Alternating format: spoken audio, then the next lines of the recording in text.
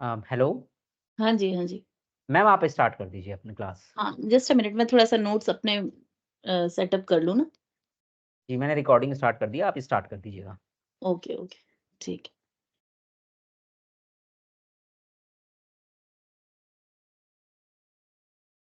भारतीय भाषाओं का रंगमंच हम रचनाओं के माध्यम से कर रहे हैं, जिसके अंतर्गत इकाई 1 में तुगलक गिरीश कर्नाड द्वारा रचित है। इसको हम पिछली कक्षा में पढ़ चुके हैं।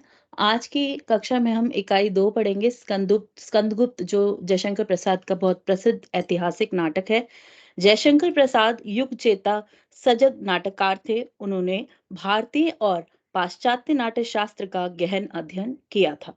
स्कंदगुप्त जयशंकर प्रसाद का सुप्रसिद्ध नाटक है। इस नाटक में भारतीय और पाश्चात्य दोनों दृष्टियों से नाटकगत तत्वों का निर्वाह प्रसाद जी ने किया है। प्रस्तुत इकाई में नाटक के तत्वों के आधार पर स्कंदगुप्त का विश्लेषण किया जा रहा है। अब हम बात करेंगे जयशंकर प्रसाद नाटक की कथा वस्तु की। कथा वस्तु अर्थात उस नाटक के अंतर्गत क्या बात कही गई, क्या कथा है, किस प्रकार का उसमें प्रयोग है, कौन सी भाषा शैली है, इन सब को आगे हम जानेंगे। अभी बात करते हैं कथा वस्तु की। कथा वस्तु का जो नाटक में जो महत्व होता है वो एक आधारभूत तत्व के रूप में प्रयोग होता है। स्कंदगुप्त नाटक की कथा वस्तु का आधार भारतीय इतिहास का स्वर्ण युग कहे जाने वाले गुप्त काल के पतन की घटनाओं के उपरांत हुआ।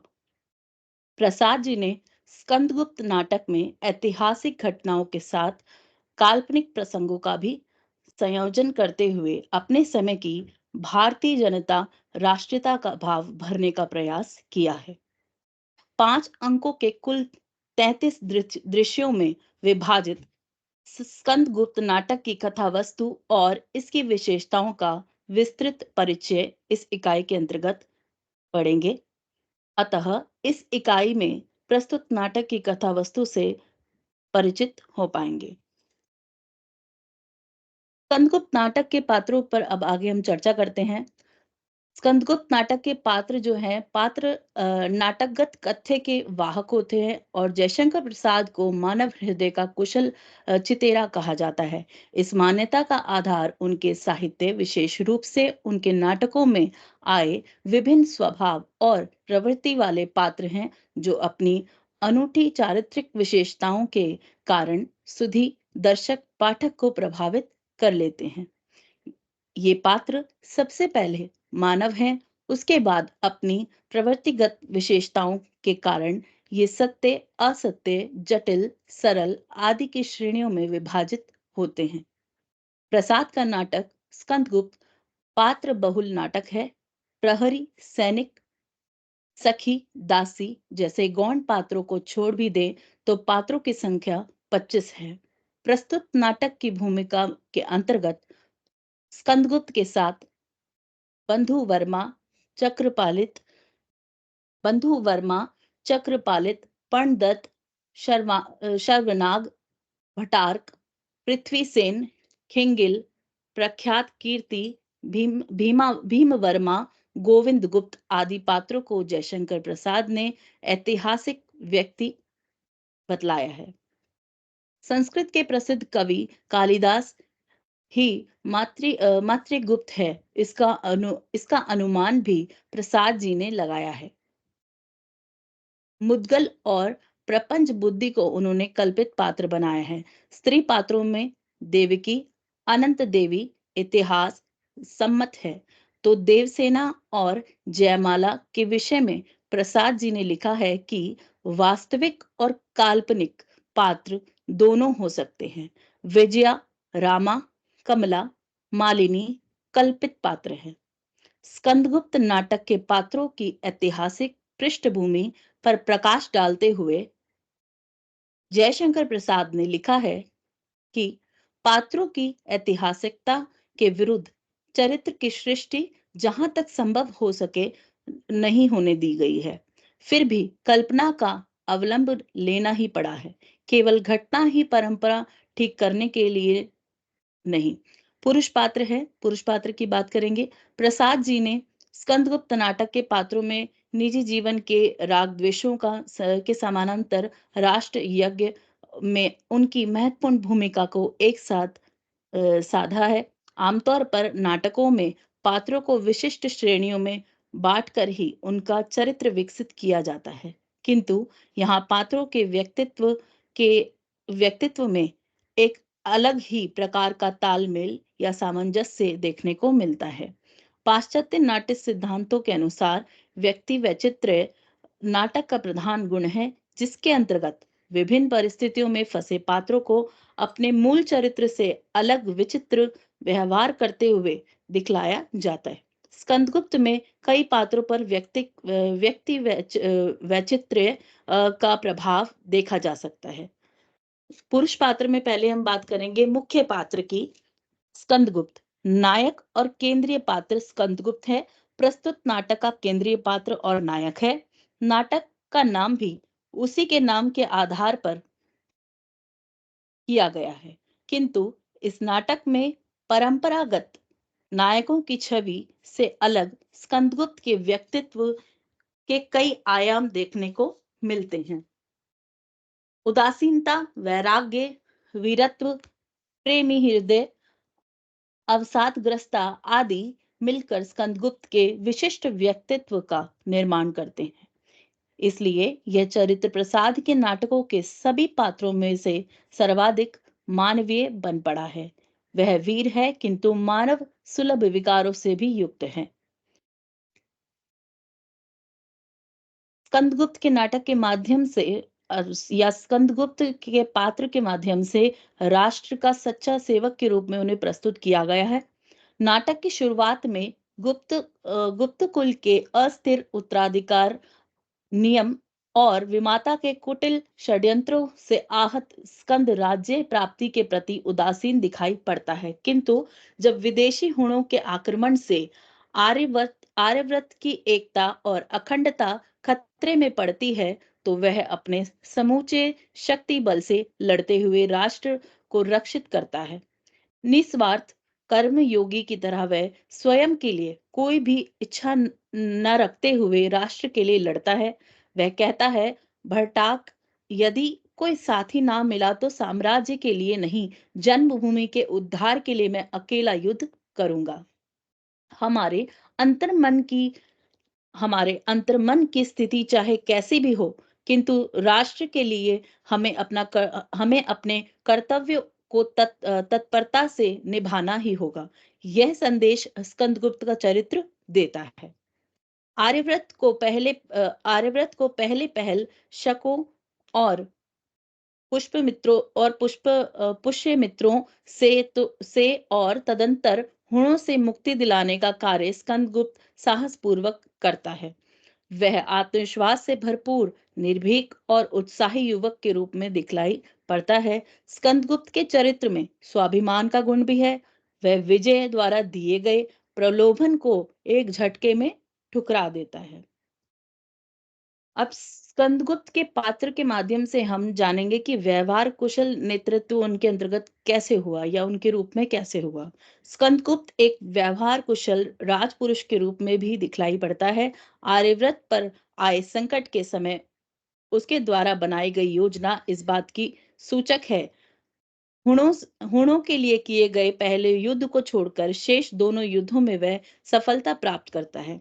एक परिपक्व राजपुरुष की भांति वह पराजित खिंगिल को क्षमादान दे देता है। इससे पूर्व भी वह विश्वासघात करने वाले और अपनी माता देवकी की हत्या के षड्यंत्र में शामिल भरटाक और शर्वनाग को क्षमा करता है, जिससे शर्वनाग का हृदय परिवर्तित होकर सदैव के लिए स्कंद का ऋणी बन जाता है। भरटाक भी अंततः स्कंद को ही आदर्श मानता है। अब इसी के माध्यम से हम देखेंगे एक एकाकी, द्वंद्वग्रस्त और निराशा का शिकार इसमें किस तरह से स्थिति को प्रस्तुत किया गया है। जयशंकर प्रसाद ने राष्ट्र रक्षा के लिए लड़ते स्कंदगुप्त के वीरत्व के साथ उसका अकेलापन भी नाटक में समानांतर रूप से उभारा है। परिवार, प्रणय, राज्य और व्यक्तिगत जीवन में स्कंदगुप्त उस नाटकीय प्रस्तुति परिस्थितियों के मध्य स्थित दिखाई देता है जो किसी भी व्यक्ति को भावुकता और द्वंद्व में उलझाकर रख सकती है। प्रसाद के नाटक स्वरूप और संरचना गोविंद चातक में उलझाकर रख सकती है। राष्ट्र के लिए लड़ने वाला स्कंद भीतरी रूप से द्वंद्वग्रस्त है। उसका कथन इस प्रकार है: बौद्धों का निर्वाण, योगियों की समाधि और पागलों की सी संपूर्ण विस्मृति मुझे एक साथ चाहिए। चेतना कहती है कि तू राजा है, और उत्तर में जैसे कोई कहता है कि तू खिलौना है। उसी खिलाड़ी बटपत्रशाही बालकों के हाथ का खिलौना है। तेरा मुकुट श्रमजीवी से भी तुच्छ है। स्कंदगुप्त युवा है। युवा अवस्था के अनुरूप वह पहल विजया के प्रति आकर्षित होता है। विजया द्वारा भरटाक का वर्ण करने पर उसे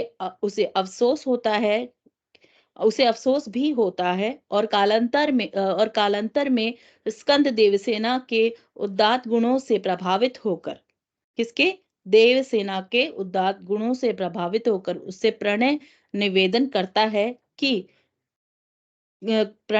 करता है, किंतु देवसेना के अस्वीकार करने से उसे बहुत ही गहरा झटका लगता है। इस रूप में हम स्कंदगुप्त को नितांत एकाकी पाते हैं। अनंत देवी के इशारों पर चलने वाले भरटाक द्वारा हुणों की सहायता करके उन्हें अनंत वेद में प्रविष्ट कराने से मिली हार से स्कंद बुरी तरह टूट जाता है। माता देवकी की मृत्यु का समाचार उसके दुख को और अधिक गहरा कर देता है। देवसेना द्वारा उसका प्रणय विवाह का निवेदन अस्वीकार कर दिया जाता है। ऐसे में उसे अपना जीवन, कर्तव्य, विस्मृत भविष्य, अंधकारपूर्ण लक्ष्यहीन दौड़ और अनंत सागर का स्नतरण लगता है। माता देवकी और वृद्ध पंडित का स्वर्गवास और देवसेना से विदाई पाकर स्कंद नितांत अकेला हो जाता है और सोचता है कि मैं आज कितना अकेला हूँ, अर्थात कितना अकेला आज मैं।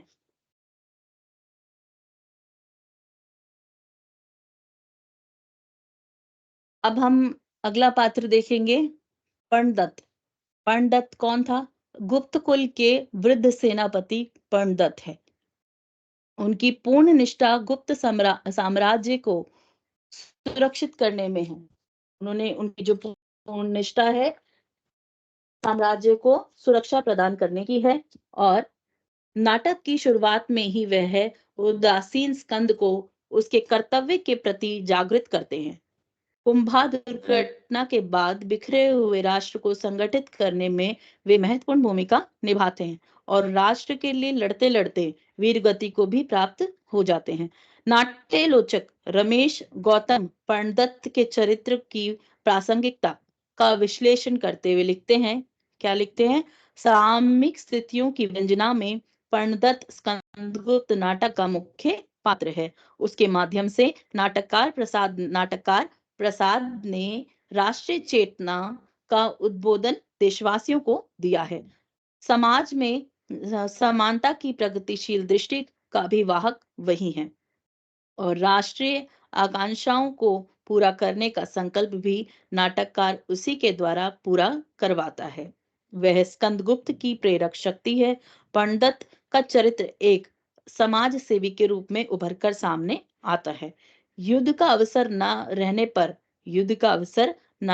पर वृद्ध पंडित जिस तत्परता के साथ हत या आहत सैनिकों के परिवारों के पोषण में लग जाता है, वह एक समाज सेवी की ही हमें गुण दिखते हैं उनके अंतर्गत।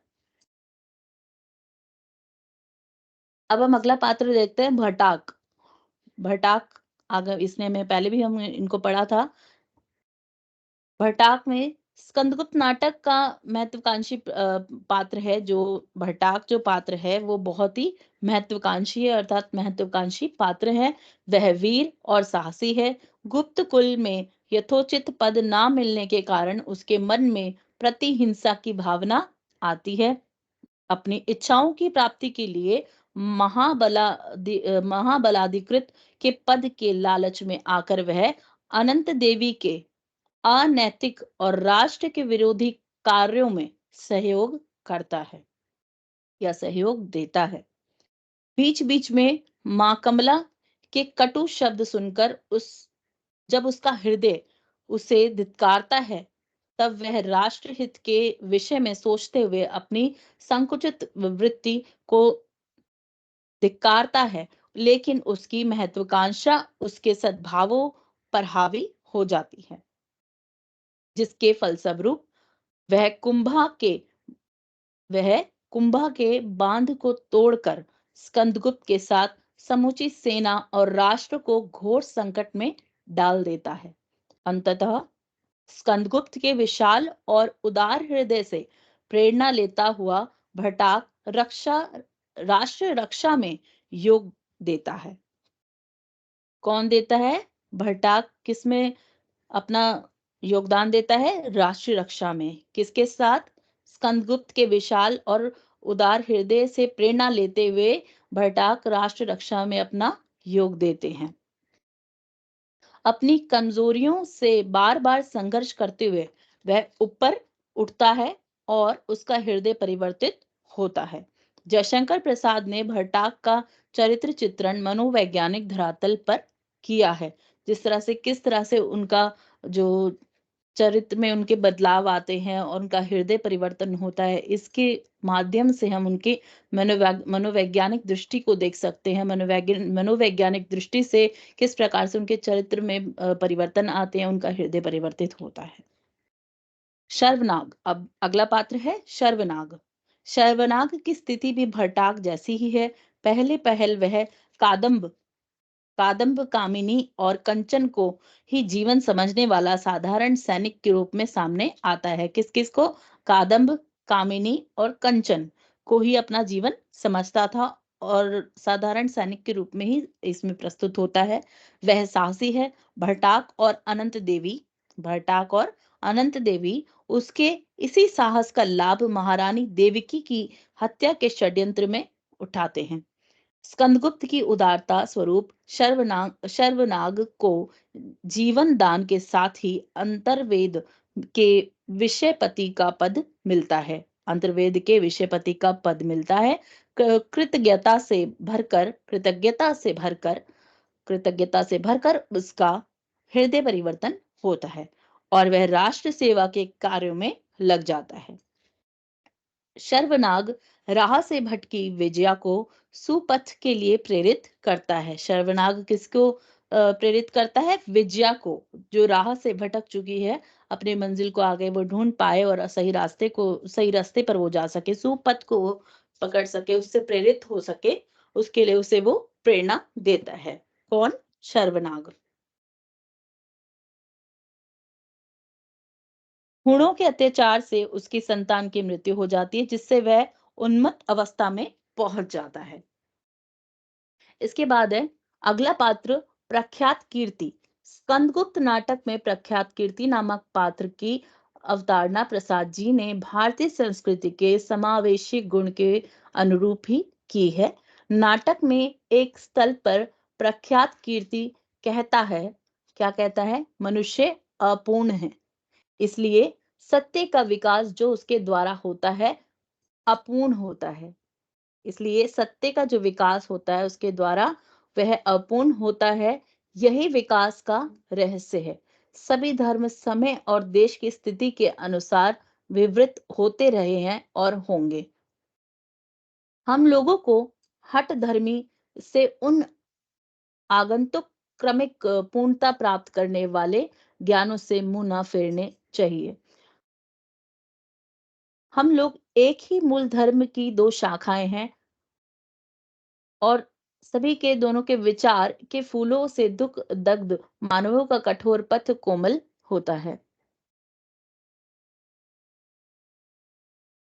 तो अभी हमने ये देखा प्रख्यात कीर्ति, और इनकी भी इनके कारण जो चीजें इसमें आगे दिखाई गई है, वह निर्भीकता से होन सेनापति और महारानी अनंत देवी को खरी खरी बातें सुना देता है, और इसके विपरीत प्रपंच बुद्धि एक ऐसे बुद्ध भिक्षु एक ऐसे बौद्ध भिक्षु के रूप में चित्रित है जो अहिंसा प्रधान धर्म के पोषण के लिए हिंसा का सहारा लेता है और कुटिल कृत्य यानी बुरे कृत्य करता है।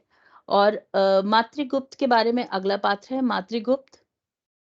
मातृगुप्त, जिसे जयशंकर प्रसाद ने नाटक की भूमिका में महाकवि कालिदास सिद्ध किया है। वह मूलतः कवि हैं।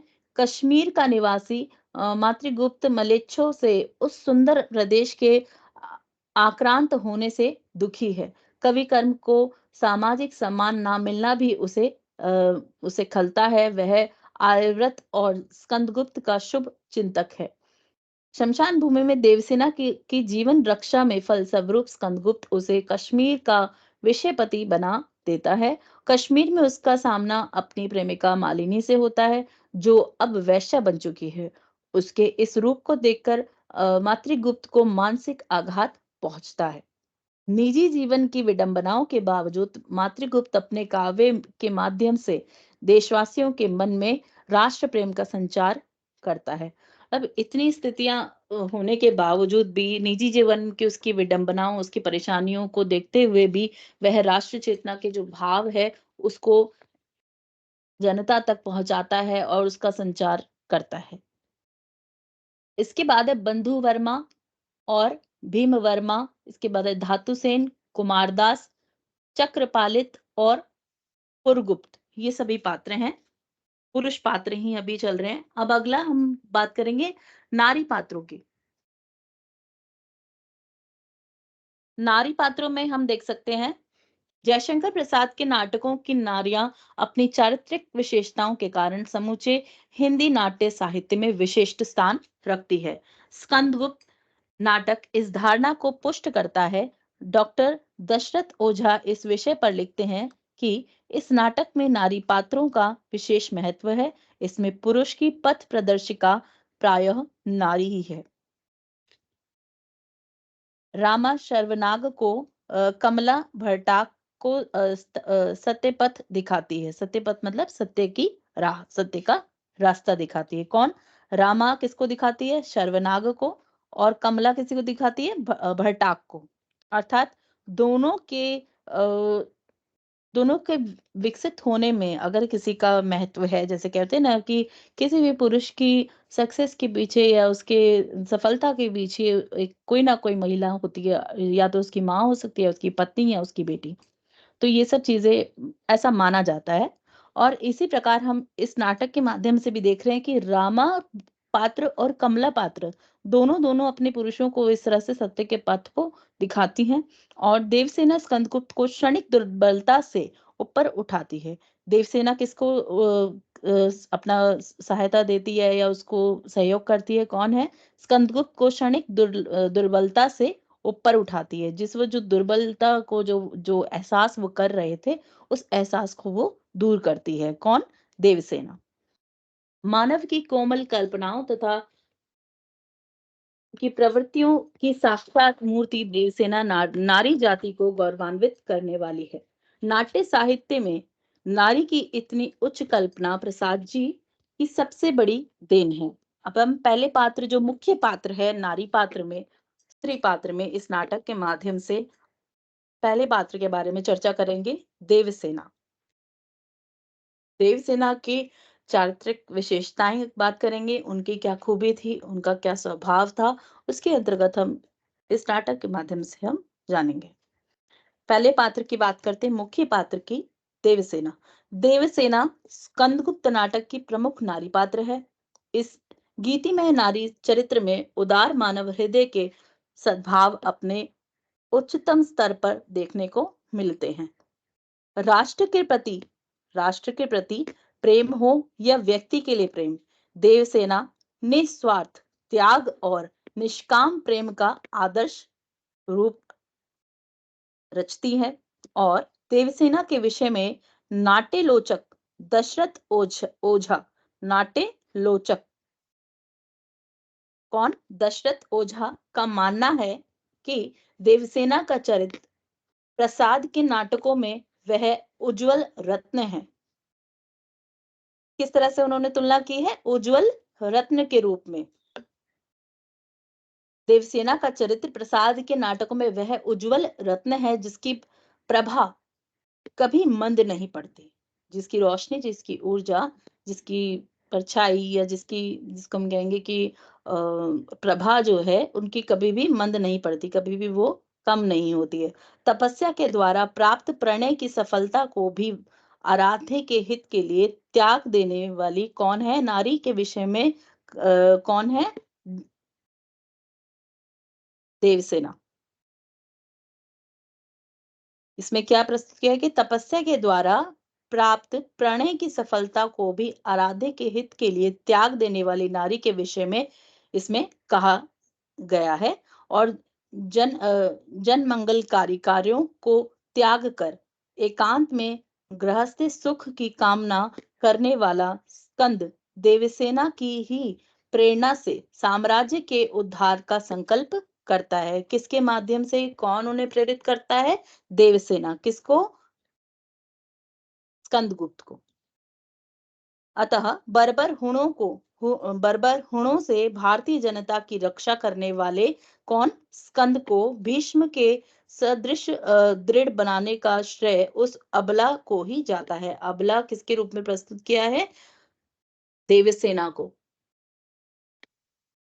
पर हम इसको अबला नहीं कहेंगे, हम उनको यही कहेंगे कि हाँ, वो बहुत ही एक कुशल स्त्री पात्र हैं और इसमें जिसने बहुत ही महत्व इस अपने नाटक में महत्वपूर्ण अपना भूमिका निभाई है, जिसने अपने ताप के फल को भी आराध्य देव के चरणों में अर्पण कर दिया। और देवसेना के चरित्र में भी व्यक्ति वैचित्र्य सिद्धांत का प्रभाव दृष्टिगोचर होता है।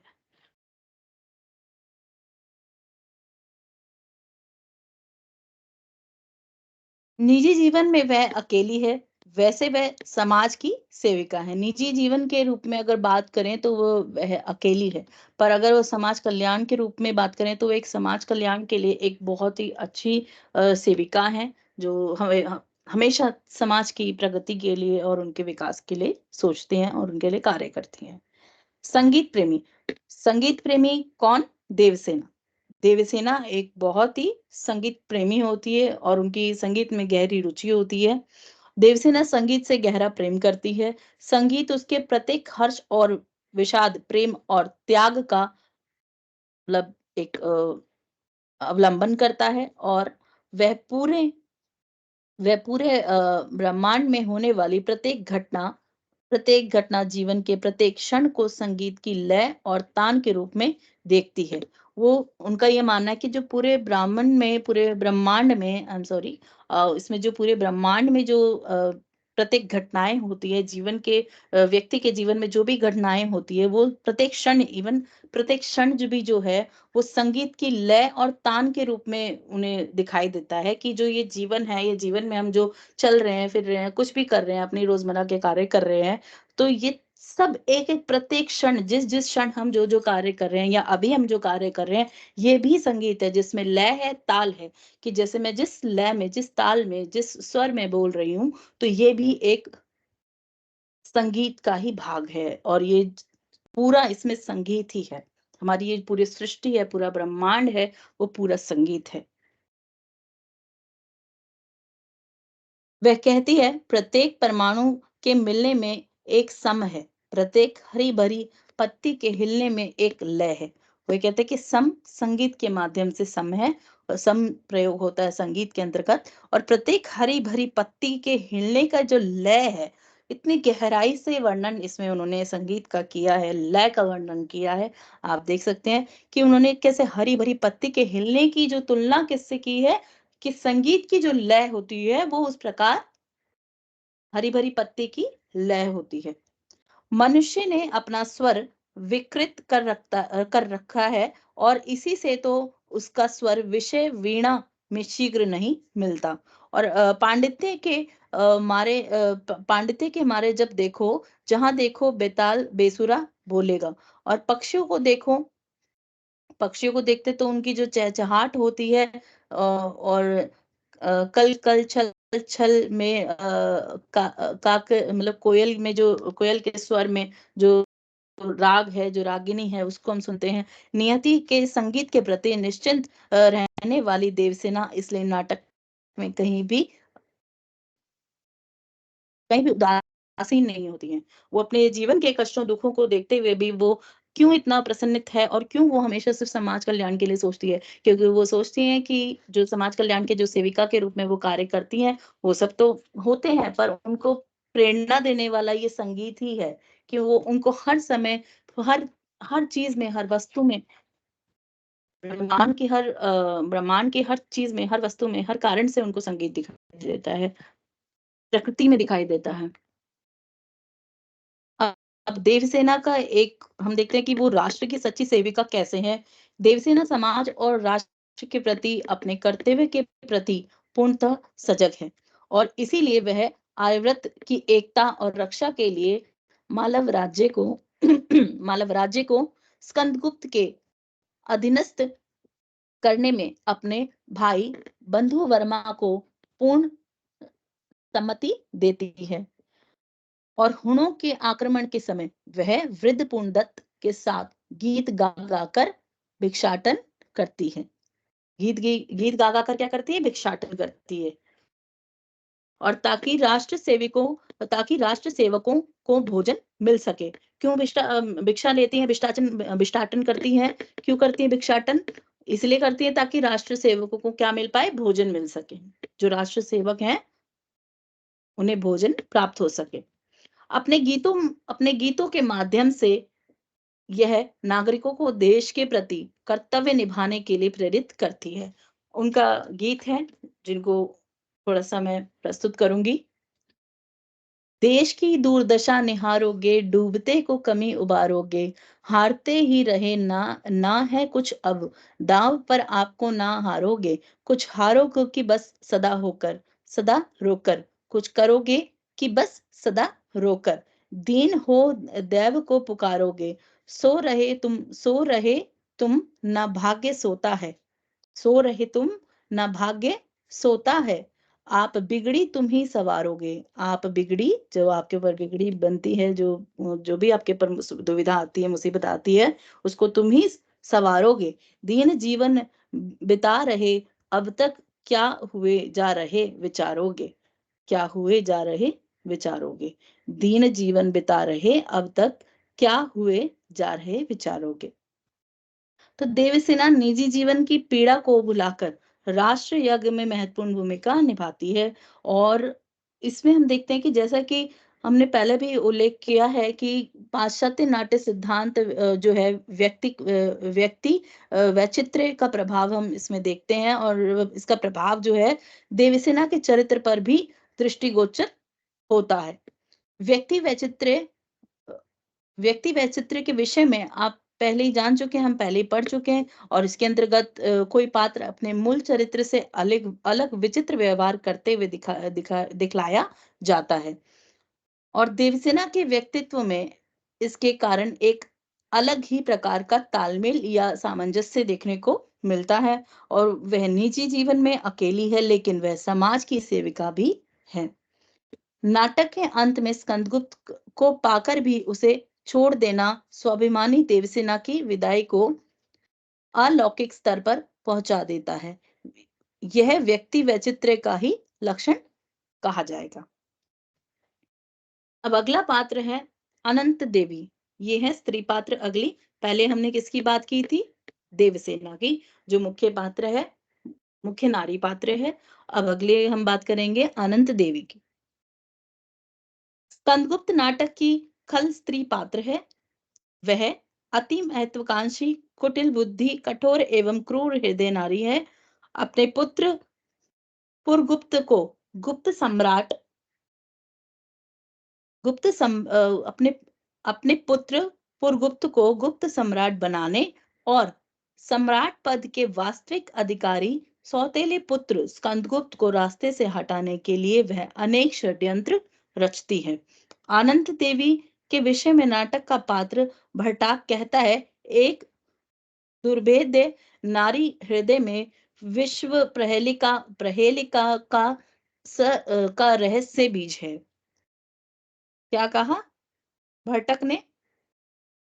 एक दुर्भेद्य नारी हृदय में विश्व प्रहेलिका का रहस्य बीज है। आह, कितनी सहनशीलता उनके अंतर्गत है, अर्थात कितनी साहसशील स्त्री है। देखो, गुप्त साम्राज्य की भाग्य की कुंजी यह किधर घुमाती है, और अपने लक्ष्य की प्राप्ति के लिए वह समय समय पर भट्टाक विद्या परपंच बुद्धि और यहाँ तक कि अपने वृद्ध पति, कौन है उनके वृद्ध पति का नाम, कुमार गुप्त, का भी इस्तेमाल करती है। अनंत देवी भी अनंत देवी की महत्वाकांक्षा स्कंदगुप्त के सारे घटनाचक्रों, षड्यंत्रों और कथानक विकास का केंद्र बिंदु है। वह अपना कार्य सिद्ध करने के लिए परिस्थितियों के अनुकूल क्रियाशील होने में अत्यंत पटु है। अब अगला हम बात करेंगे, अगला चरित्र जो है विजया का। विजया स्कंदगुप्त नाटक में एक महत्वाकांक्षी चरित्र पात्र है, और चरित्र के रूप में उन्हें इसमें दर्शाया गया है, जो बहुत ही महत्वाकांक्षी है, और वह रूपवती और आकर्षक व्यक्तित्व वाली है। और अब अपने पति से उसे अतुल धन मिला है, अपने पिता से उसे अतुल्य धन मिला है, बहुत उनमें धन प्राप्त हुआ है। और विजया को अपने रूप और धन दोनों पर बहुत घमंड है। उन्हें किस पर घमंड है विजया को? अपने रूप पर, अपनी सूरत पर, और अपने धन पर, जो उनको धन अपने पिता से प्राप्त हुआ है, उस पर उन्हें बहुत ही घमंड है। और इनका प्रयोग वह अपनी अपनी महत्वाकांक्षाओं की पूर्ति के लिए करती है। विजया ईर्ष्यालु भी है। कैसे है? जिसके कारण वह देवसेना को मौत के मुंह में पहुंचा देती है। वह स्कंदगुप्त के प्रति इसलिए आकर्षित होती है क्योंकि वह युवराज हैं। लेकिन जब उसे स्कंदगुप्त की उदासीनता का पता चलता है, तो वह भट्टाक के पद और वीरता से आकृष्ट होकर उसका वर्ण कर लेती है। अंत में वह पुनः अपने धन की आड़ लेकर स्कंदगुप्त को पाने की इच्छा प्रकट करती है। विजया की कोई भी महत्वाकांक्षा पूरी नहीं होती। अंततः उसे आत्महत्या का रास्ता अपनाना पड़ता है। अब रामा की बात करेंगे। अगला पात्र रामा, स्त्री पात्र। रामा शर्वनाग की पत्नी और महादेवी देवकी की सेविका है। देवकी की देवकी की क्या है? वो सेविका है। वह महादेवी के प्रति कृतज्ञ भाव से इतनी परिपूरित है कि अनंत देवी के कुटिल आदेश का पालन करने वाले अपने पति को धिक्कारते हुए उसके समक्ष पिशाचनी सी प्रलय की काली और आंधी बनकर खड़ी हो जाती है। तो काली का रूप लेकर खड़ी हो जाती है। जयमाला अब अगला स्त्री पात्र है जयमाला। जयमाला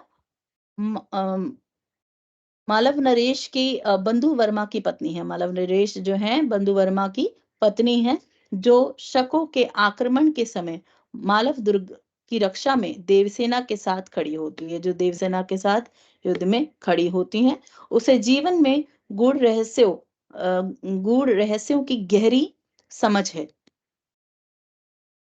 शकों को आक्रांत मालव की स्कंदगुप्त द्वारा रक्षा करने की कृतज्ञता स्वरूप बंधु वर्मा जब गुप्त साम्राज्य में मालव का विलय करना चाहता है, तो वह स्वाभिमान और अस्तित्व का हवाला देते हुए पहले पहल तैयार नहीं होती, बाद में मान जाती है और अपने पति के साथ स्कंदगुप्त के नेतृत्व में आर्यव्रत की रक्षा यज्ञ में सहयोग देती है। अगला स्त्री पात्र है कमला। कमला एक ऐसी नारी के रूप में चित्रित है जो राष्ट्र प्रेम से सराबोर है, जिसमें राष्ट्र प्रेम कूट कूट कर भरा है, और अपने पथभ्रष्ट पुत्र कौन भट्टाक को सही दिशा में लाने की पुरजोर कोशिश करती है। असफल होने पर वह अपनी ही कोख को लांछित करती है। कमला की सत प्रेरणा से ही भट्टाक का हृदय परिवर्तित होता है। स्कंदगुप्त की माता महादेवी देवकी मातृ स्नेह से पूरित चरित्र है और स्कंदगुप्त के चरित्र में उनके व्यक्तित्व की शालीनता और राज्यनिष्ठा झलकती है। मालिनी मातृगुप्त की पूर्व प्रेमिका और वर्तमान में प्रसिद्ध वैश्य के रूप में चित्रित है। अपने अस्तित्व में द्वंद्व से ग्रस्त मालिनी के चरित्र का विकास नाटक में अधिक नहीं हो पाया है।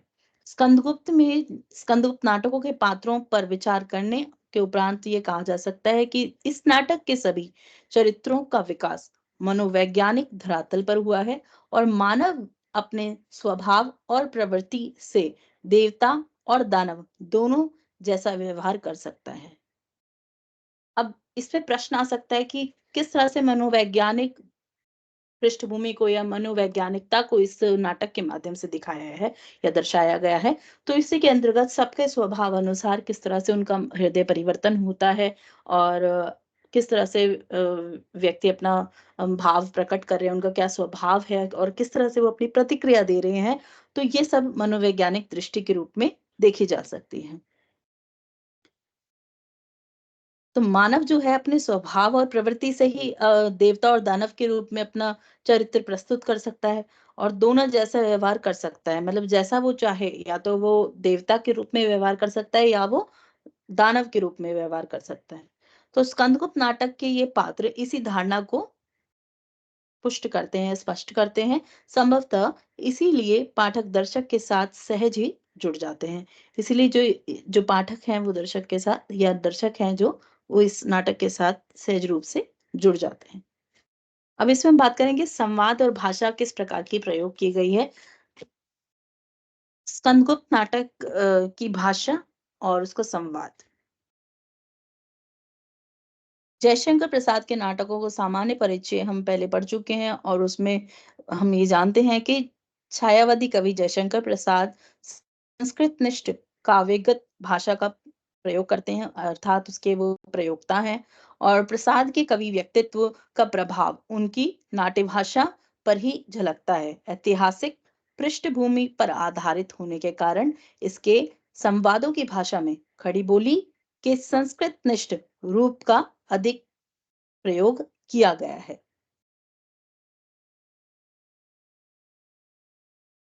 स्कंदगुप्त नाटक की भाषा काव्यगत, प्रतीकात्मक, व्यंजना प्रधान, भाव प्रधान, जिसमें मनोविज्ञान का हम चर्चित कर चुके हैं, बिंब प्रधान, और भाषा में नाटकीयता और व्यंजना का गुण बनाए रखने में प्रसाद जी ने स्कंदगुप्त नाटक में प्रचुर मात्रा में किसका प्रयोग किया है? मुहावरों का सटीक रूप से प्रयोग किया है। देवसेना, मातृगुप्त जैसे भावना प्रधान चरित्र, कौन से हैं भावना प्रधान चरित्र? देवसेना, मातृगुप्त, देवसेना और मातृगुप्त। इनके संवाद में अपेक्षाकृत काव्यात्मक है और इसमें हम उनको उदाहरण के रूप में दृष्टव्य है।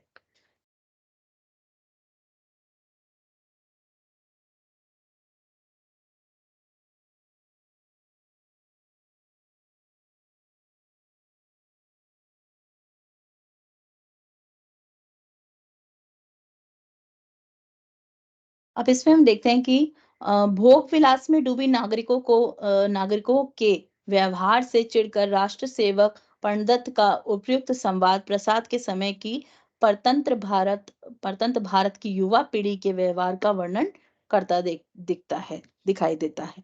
और प्रस्तुत नाटक के संवादों की भाषा बिंबात्मक भी है और क्या है, पढ़ते या सुनते समय दर्शक या पाठक के मन में नाट्य व्यापार की संबंधित चित्र साकार करती चलती है।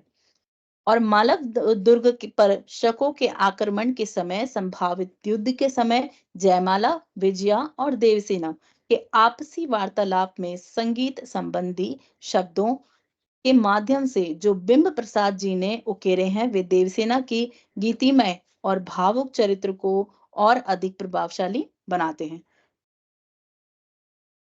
विजया युद्ध और जो गान प्रस्तुत करते हैं उसके माध्यम से हम देख सकते हैं, और जयमाला किस तरह से संवाद भाषा का इसमें प्रयोग है वो हम देखेंगे। युद्ध क्या वो कहते हैं, ये कहती हैं किस भाषा में, किस संवाद के रूप में वो कहती हैं, युद्ध क्या गान नहीं है, रुद्र का श्रृंगीनाद, भैरवी का तांडव नृत्य और शास्त्रों का वाद्य मिलकर भैरव संगीत की सृष्टि होती है। उनका ये कहना है कि जो युद्ध में भूमि में जो गान है, जो शंखनाद होता है, या उनका कहना है कि जो तांडव नृत्य के रूप में उन्होंने जो युद्ध है, उस युद्ध भूमि है, उसमें जिस तरह से युद्ध होता है, उसके जो साउंड है, जो उसका साउंड निकलता है, वो इस प्रकार से आता है, और वो इस रूप में उसको प्रस्तुत किया गया है। वो कहती हैं कि ऐसा होता है। जीवन के अंतिम दृश्य को जानते हुए अपनी आंखों से देखना, जीवन रहस्य के चरम सौंदर्य और भयानक वास्तविकता का अनुभव केवल सच्चे वीर हृदय को होता है।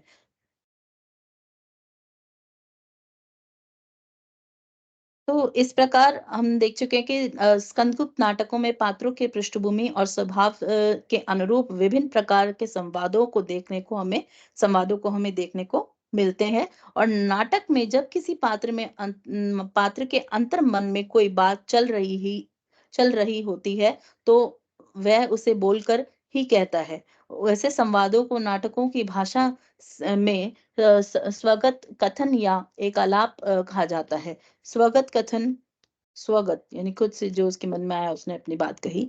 स्वगत कथन का प्रयोग चरित्रों के अंतर्गत संघर्ष के जो उनके आंतरिक संघर्ष है, अनिर्णय, असमंजस्य और एकांत चिंतन मनन की स्थिति में किया जाता है। स्वगत कथनों के माध्यम से दर्शक पाठक चरित्र के अंतर्गत से परिचित होते हैं। चरित्र के अंतर जगत से परिचित होते हैं। जयशंकर प्रसाद ने अपने नाटकों में स्वगत कथनों का भरपूर प्रयोग किया है, और स्कंदगुप्त नाटक में स्वगत कथनों के माध्यम से पात्रों के मानसिक उद्वेलन को उभारने का अच्छा प्रयास किया गया है।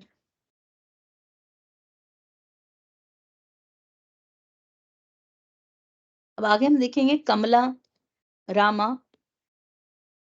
और अनंत देवी के संवाद कटु व्यक्तियों से परिपूर्ण है। कमला और रामा के संवादों में प्रसाद जी ने ऐसे सटीक उपयुक्त मार्क शब्दों का प्रयोग किया है जो क्रमशः भटाक और शर्वनाग को उनके घृणित कृत्य के प्रति अपराध बोध जगाने में समर्थ होते हैं। अब उनके जो अपराध किए गए अपराधों को स्वीकार करने में और उनके हृदय परिवर्तन में अहम भूमिका निभाते हैं कि कमला, रामा और अनंत देवी अपने संवादों से कैसे उनकी जो हृदय में जो अपराध बोध जो उन्हें होता है उसके रूप में उनके जो कृत्य हैं, घृणित कृत्य हैं के प्रति उनको ऐसा व्यवहार करवाते हैं, या उनको ऐसा अपराध का बोध कराते हैं, जिससे वो अपने उन चीज़ों से जाग जाते हैं कि हाँ, उनको उस चीज़ का समझ आ जाता है कि उनसे ये अपराध हुआ। और कैसे होता है कि महारानी देवकी की हत्या के षड्यंत्र में संलिप्त अपने पति शर्वनाग को रामा इन शब्दों में तीखी फटकार लगाती है। कैसे? रामा, ओह! मैं समझ गई, तूने बेच दिया। पिशाच के हाथों तूने अपने को बेच दिया। आहा! ऐसा सुंदर, ऐसा मनुष्योचित मन कौड़ी के मोल बेच दिया। लोभवश मनुष्य से पशु हो गया है। तो इस प्रकार वो उनको बताते हैं कि तुमने जो क्रिया की है, जो कार्य किया है, वो बहुत ही घृणित कार्य किया है, और इसका अपने जो भी आपने कृत्य किया है, ये बहुत ही बुरा किया है। इससे उनको उनको इस चीज़ का एहसास हो कि उन्होंने किस तरह से इस उनका बोध हो सके कि हाँ, उन्होंने ये कार्य किया है, और उस चीज़ को वो स्वीकार कर सके, इस रूप में वो उनको फटकार के रूप में ये शब्द कहती हैं।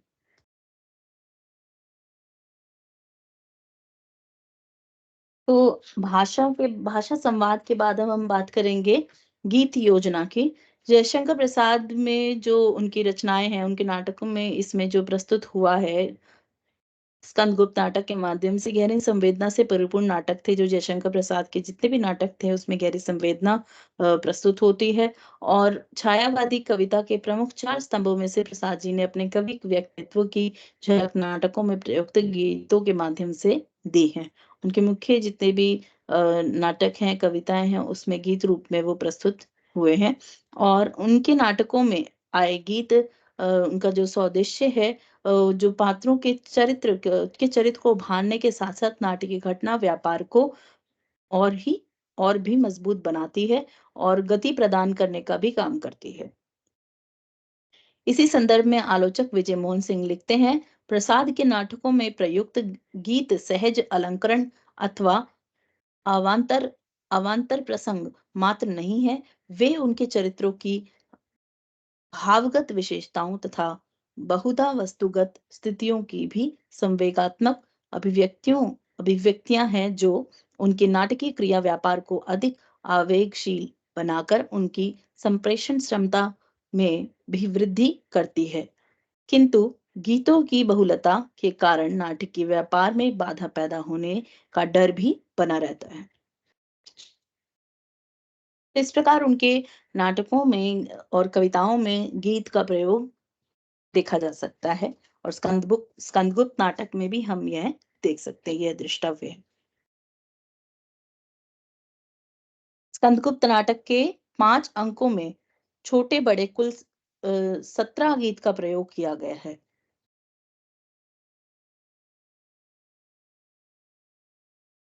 तो अब गीतों की बात हो गई है कि इसमें इस नाटक में किस तरह से गीत का प्रयोग किया गया है। अब हम बात करेंगे देश काल और वातावरण की। स्कंदगुप्त नाटक के देशकाल और वातावरण की। नाटक को विश्वसनीयता प्रदान करने के लिए देशकाल और वातावरण का काफी महत्व होता है। और प्रत्येक नाटक की कथा वस्तु जिस देश, जिस काल और जिस वातावरण से संबंधित है, नाटक की संप्रेषणता में इस बात का विशेष ध्यान रखा जाता है। इसका लाभ यह है कि दर्शक पाठ के नाटक के कथे से सहजता से जुड़ जाते हैं। स्कंदगुप्त का रचना काल हम जानते हैं सन 1928 है।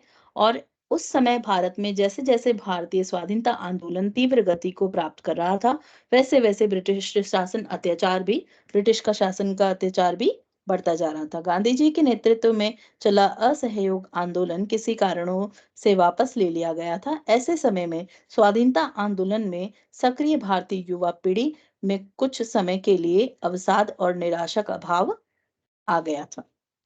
साइमन कमीशन की घोषणा ने युवाओं को फिर से सक्रिय किया।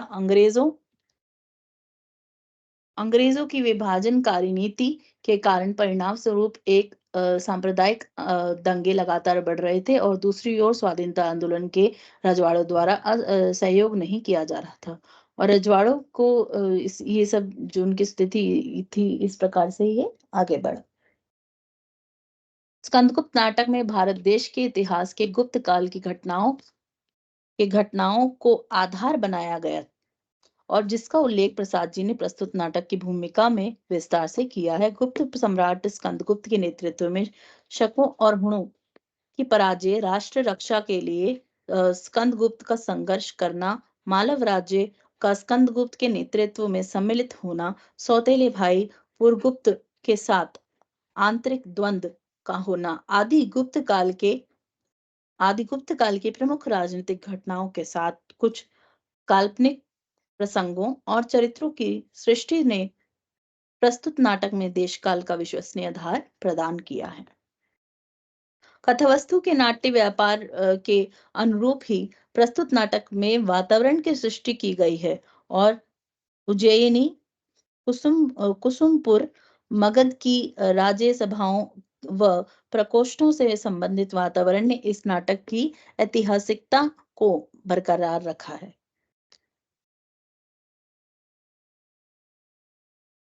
अवंती दुर्ग, गांधार की घाटी का रण क्षेत्र, कुंभा का रण क्षेत्र, भट्टाक के शिविर आदि में युद्ध के वातावरण की सर्जना हुई है। काल्पनिक प्रसंगों के अंतर्गत मालव में शिप्रा तट, कुंज उपवन, नगर प्रांत का पथ आदि के माध्यम से प्राकृतिक वातावरण की सृष्टि इस नाटक में हुई है। साथ ही शमशान अनंत देवी के प्रकोष्ठ बंदी गृह वाले दृश्यों में भयावह वातावरण यानी भयानक वातावरण की रचना भी प्रसाद जी ने की है। मठ बोधि विहार बौद्ध रतूप आदि का भी नाटक के कथ्य के अनुरूप वातावरण निर्माण में प्रसाद जी ने इसमें सहयोग प्रस्तुत किया है। और देश काल वातावरण की सृष्टि से स्कंदगुप्त नाटक की सीमा यह है कि इसके सभी दृश्य में स्थान और समय अत्यधिक दूरी है और नाटक को पढ़ते समय तो वह यह स्थिति अधिक बाधा उत्पन्न नहीं करती, किंतु मंचित करते समय रंगकर्मियों को सामने चुनौती बन जाती है। अर्थात इसको समझने पढ़ने में थोड़ी हमें दुविधा नहीं होती है, पर जब इसको रंगकर्मी द्वारा प्रस्तुत किया जाता है तो ये बहुत ही चुनौतीपूर्ण होती है और इसको प्रस्तुत करना बहुत कठिन कार्य है।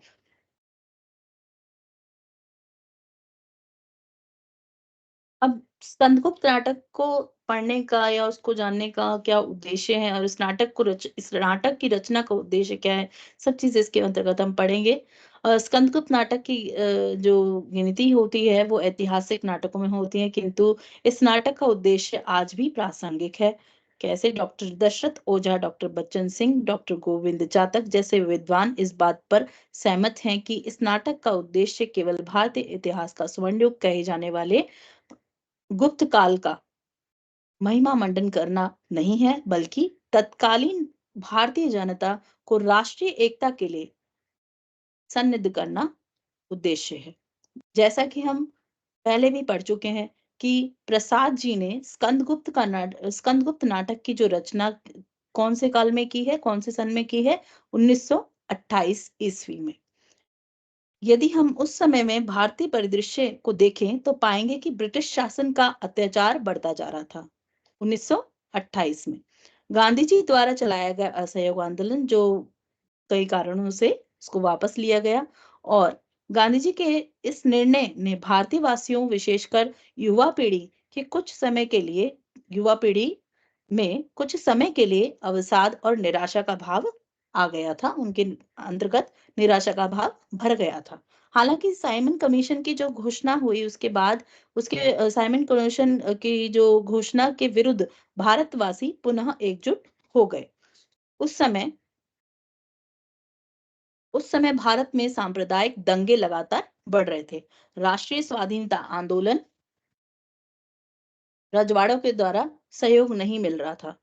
जो भी स्वाधीनता आंदोलन हो रहे थे, जो रजवाड़ा व्यक्ति थे, जो रजवाड़ा परिवार से थे, वो व्यक्ति इस चीज में सहयोग नहीं करते थे और आर्थिक विषमता बढ़ती जा रही थी। इन सारी परिस्थितियों की झलक स्कंदगुप्त नाटक के विभिन्न दृश्यों में देखने को मिलती है।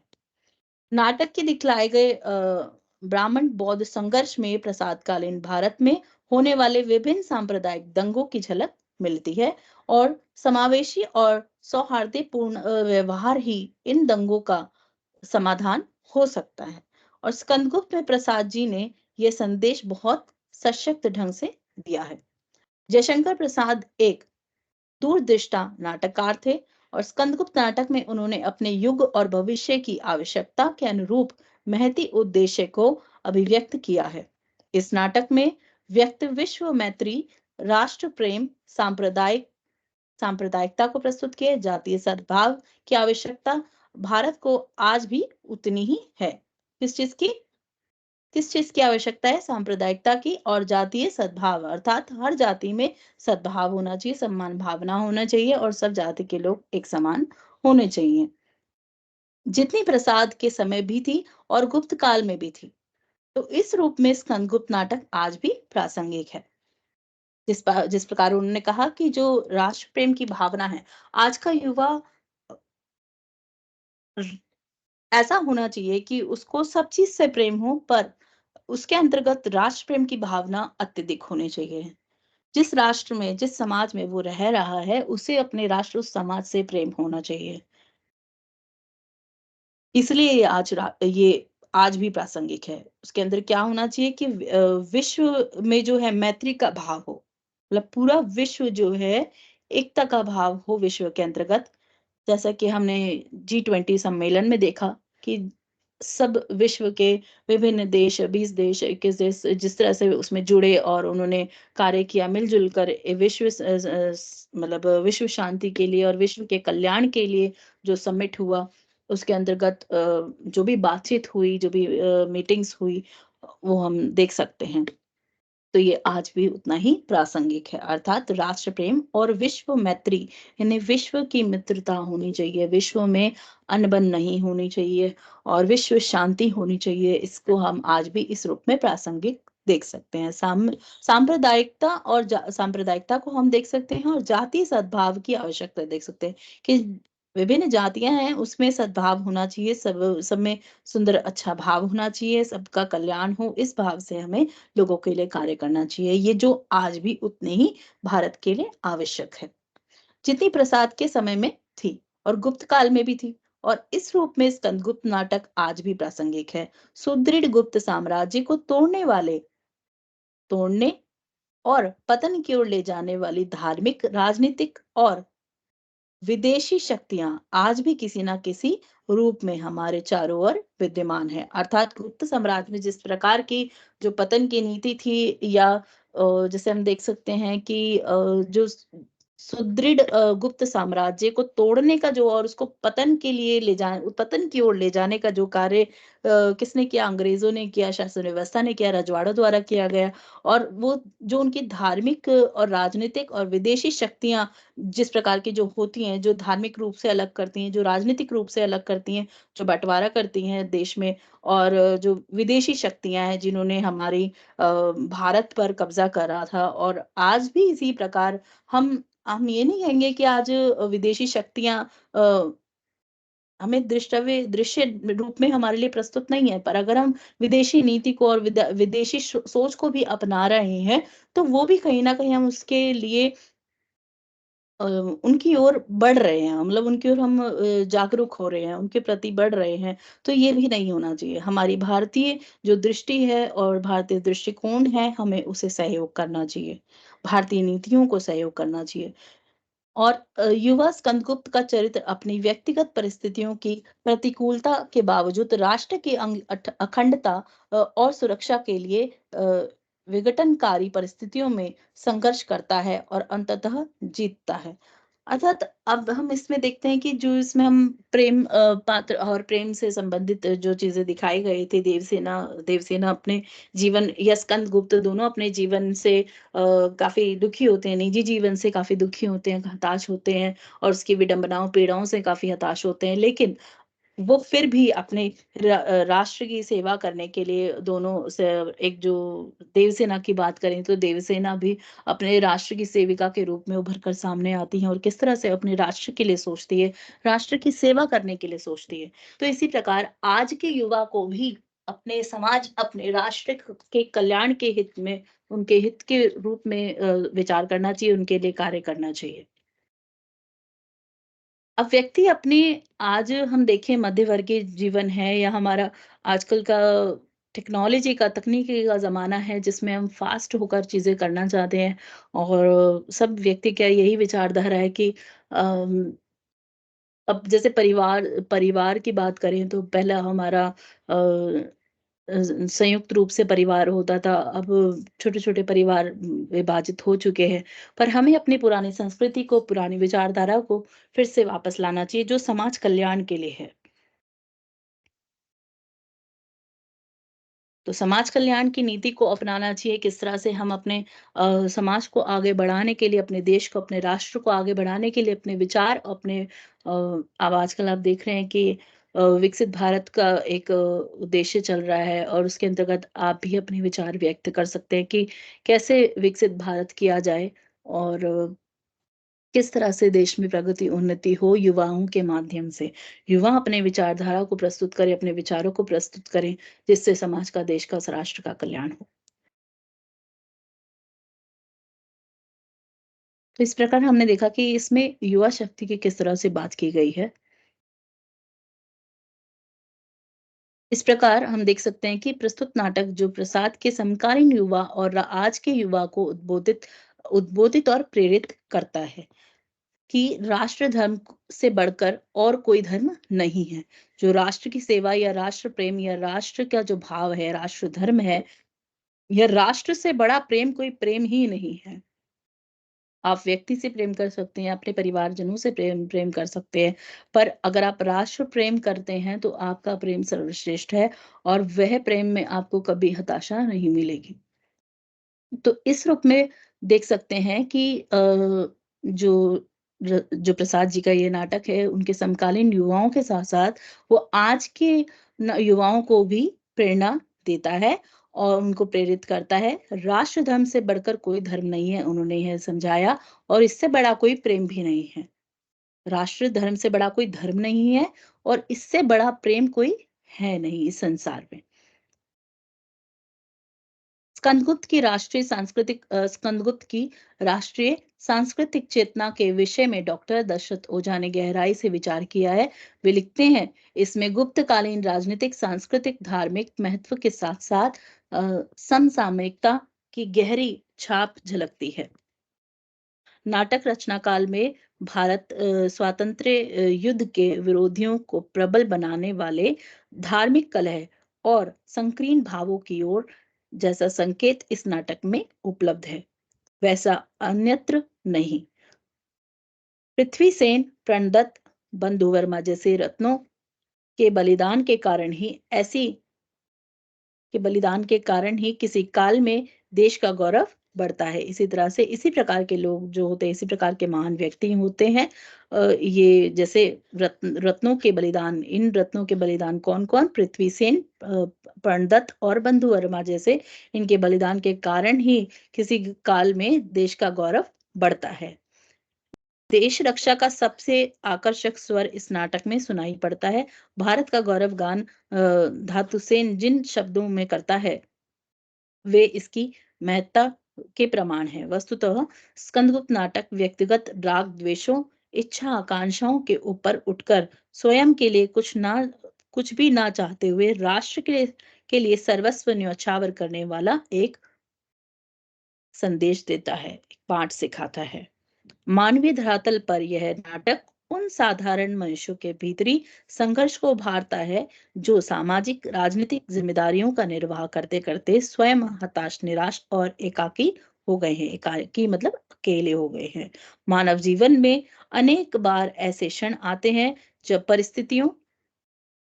परिस्थितियों के घात परिघात से हृदय भग्न हो जाता है, दिशा से भ्रमित हो जाते हैं और ऐसी स्थिति में मानव का भीतरी संघर्ष चलता रहता है। जब व्यक्ति भ्रमित हो जाता है या अपने पथ से भटक जाता है, तो उसके अंतर्गत क्या-क्या चलता रहता है? संघर्ष चलते रहते हैं। अंततः भीतरी संघर्ष चलते रहते हैं और अंततः संघर्षों से उबर कर संघर्षों से वह बाहर निकलता है और जीवन की भावी दिशा तय हो जाती है। जब वो अपने संघर्ष को पूरा कर लेता है, तो उसे दिशा मिल जाती है।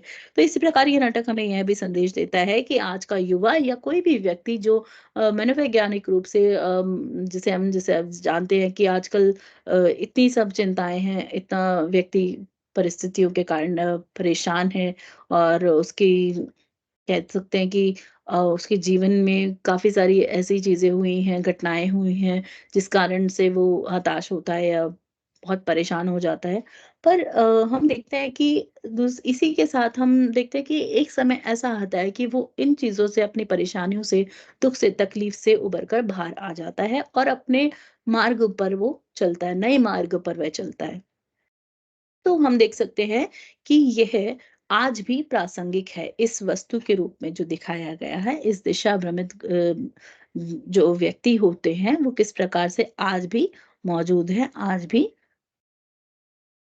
हमें आज के समाज में या आज के देश में विभिन्न प्रकार के इस तरह के व्यक्ति पाए जाते हैं, जो अपने जीवन के परेशानियों में बहुत ही उलझे रहते हैं, परंतु वो कुछ समय बाद अपने लक्ष्य को प्राप्त कर लेते हैं, अपने राह को, अपने मार्ग को प्राप्त कर लेते हैं और सही पथ पर वह चल पाते हैं। स्कंदगुप्त और देवसेना ऐसे मनुष्यों का प्रतिनिधित्व करते हुए प्रस्तुत नाटक को मानवीयता का सहज संस्पर्श देते हैं। अब रंगमंचीयता की बात करें पहली बात तो इसको रंगमंच पे प्रस्तुत करना बहुत ही कठिन कार्य है। स्कंदगुप्त नाटक को, इसको पढ़ना समझना जितना आसान है, उससे अधिक कठिन इसकी रंगमंचीयता है। कोई भी नाटक जो है रंगमंच पर प्रस्तुत होकर ही संपूर्णता प्राप्त करता है और रंगमंच की अपनी सीमाएं और विशिष्टताएं होती है, जिनके अनुरूप कोई नाटक सफल या असफल हो जाता है। तो महत उद्देश्य के बावजूद स्कंदगुप्त नाटक लंबी अवधि तक रंगकर्मियों की उपेक्षा पाता रहा, जिसके कई कारण रहे हैं। स्कंदगुप्त नाटक के 5 अंकों में कुल 33 दृश्य हैं। उन 33 दृश्य को रंगमंच पर प्रस्तुत करना बहुत ही कठिन कार्य है। नाट्य प्रस्तुतिकरण की दृष्टि से यह संख्या अत्यधिक कहीं ज़्यादा है और इस दृश्य बहुलता का कारण घटनाओं का विस्तार है। ऐतिहासिक दृष्टि की पृष्ठभूमि के कारण ऐसे ऐतिहासिक पृष्ठभूमि के कारण स्कंदगुप्त नाटक के घटना व्यापार का विस्तार का विस्तार करना और उसको कुसुमपुर, मगध, अवंती दुर्ग, राज्यसभा प्रकोष्ठ, बंदी गृह, गांधार की घाटी, करण क्षेत्र, कुंभा करण क्षेत्र, भट्टाक का शिविर और मालव के शिप्रा तट, कुंज उपवन, पर्णकुटी और नगर प्रांत का पथ, शमशान, मठ, बोधि, विहार, गुप्त स्तूप आदि का फैला हुआ है। मतलब इन चीज़ों को, इन स्थानों को, इन क्षेत्रों को अगर हम किस तरह से दिखाएँगे और कैसे-कैसे उसको रंगमंच में प्रस्तुत करेंगे, ये बहुत ही कठिन कार्य है। प्रसाद जी ने इस नाटक में लगभग सभी अंकों के विभिन्न दृश्यों का स्थल अलग-अलग रखा है। जितने भी दृश्यों को दिखाया है, उसके अलग-अलग स्थान उनका रखा है। उदाहरण के लिए प्रथम अंक में पहला दृश्य उज्जैनी में गुप्त साम्राज्य के स्कंधावर, दूसरा दृश्य कुसुमपुर, स्कंधावर स्कंधावार है एक पहला स्थान जो प्रथम दृश्य में है। दूसरे दृश्य में है कुसुमपुर के राज मंदिर में सम्राट कुमारगुप्त और उनकी परिषद। तीसरा दृश्य है तीसरा दृश्य पथ में है मातृगुप्त और चौथा अनंत देवी के सुसज्जित प्रकोष्ठ का है और पांचवा अंतःपुर के द्वार और छठा नगर प्रांत के पथ और सातवां अवंती के दुर्ग से संबंधित है। अब शेष अंकों के दृश्य की स्थिति भी लगभग समान है। ऐसी स्थिति में इन दृश्यों को एक के बाद एक मंच पर दिखलाना और उसको प्रस्तुत करना बहुत ही कठिन है और मतलब ऐसा कार्य है जो करना बहुत ही कठिन है। दुसाध्य कारण है, अत्यंत दुसाध्य कारण है और इस नाटक के लंबे और दार्शनिकता पूर्ण संवाद, इस नाटक में कितने काफी लंबे-लंबे संवाद हैं और जिनकी दार्शनिकता को पूर्ण संवाद और स्वगत कथनों की बहुलता भी इसकी अभिनेता और संप्रेक्षणीयता के को मतलब ठेस पहुंचाते हैं और क्योंकि काफी लंबे-लंबे संवाद हैं और ऐसे संवादों की भाषा अपेक्षाकृत अधिक क्लिष्ट होती है। मतलब ऐसे संवादों की जो भाषा है अपेक्षाकृत अधिक क्लिष्ट होती है और जिनको स्पष्ट रूप से और सफलता रूप पूर्वक उनको कहना, उनको प्रस्तुत करना कठिन होता है। कई दृश्यों में पात्रों का आकस्मिक प्रवेश और विधान प्रस्तुति को अस्वाभाविक बना देता है। तो अब हम संक्षेप के रूप में हम जानेंगे कंदगुप्त नाटक जयशंकर प्रसाद द्वारा रचित 1928 में और इसमें हमने विभिन्न पात्रों के बारे में जाना और किस तरह से गुप्त साम्राज्य के समय का ये था और आज़ादी, स्वतंत्रता के रूप में इसको प्रस्तुत किया गया और साथ में हम देखते हैं कि जो विदेशी शक्तियाँ थी और आप देख सकते हैं कि धार्मिक राजनीतिक जीवन और धार्मिक राजनीति शक्ति और विदेशी शक्तियाँ, इसके कारण क्या हुआ कि वो चाहते थे मतलब इसको गुप्त साम्राज्य को नष्ट करना और वो चाहते थे कि गुप्त साम्राज्य टूट जाए और वो पतन की ओर गमन कर जाए। तो उसमें इन्होंने ये अहम भूमिका निभा रहे थे। तो इसके कारण ऐसी चीज़ें हुई और इस रूप में प्रस्तुत नाटक में समकालीन युवा और और आज के युवा में हम तुलनात्मक अ, वर्णन देख सकते हैं और इस रूप में हम देख सकते हैं कि कैसे-कैसे जो राष्ट्रीय सांस्कृतिक चेतना के विषय में हम युवाओं से किस तरह से जोड़ा गया है और मानवीय धरातल पर नाटक के साधारण मनुष्य के भीतरी संघर्ष को उभारा गया है और किस तरह से व्यक्ति अपने इन संघर्षों से उभर कर किस तरह से वो अपने लक्ष्य को प्राप्त करता है। अपने जो भ्रमित व्यक्ति है, वो अपने भ्रमित पथ को किस तरह से अपने नए मार्ग पर वो चलता है और अपने आगे प्रगति करता है।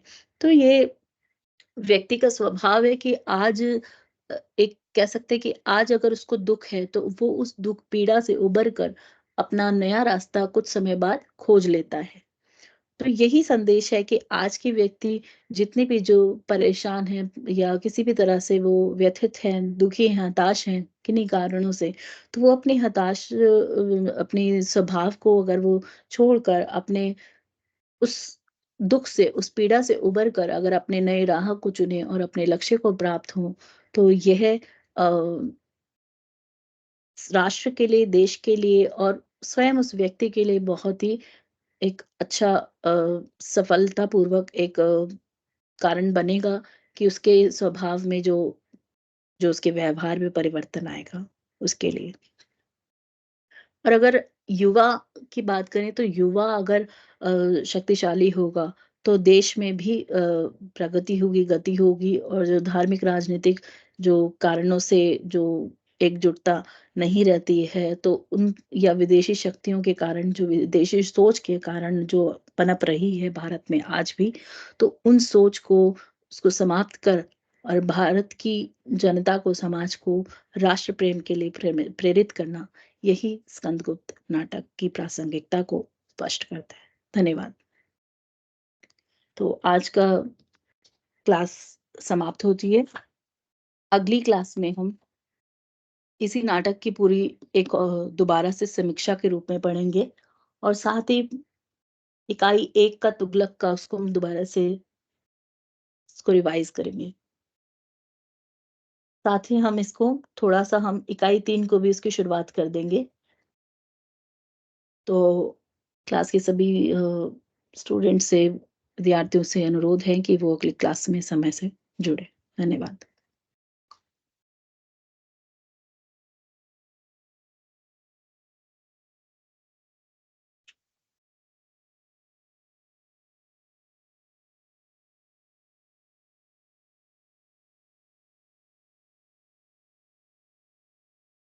आनंद जी, आप सुन पा रहे हैं?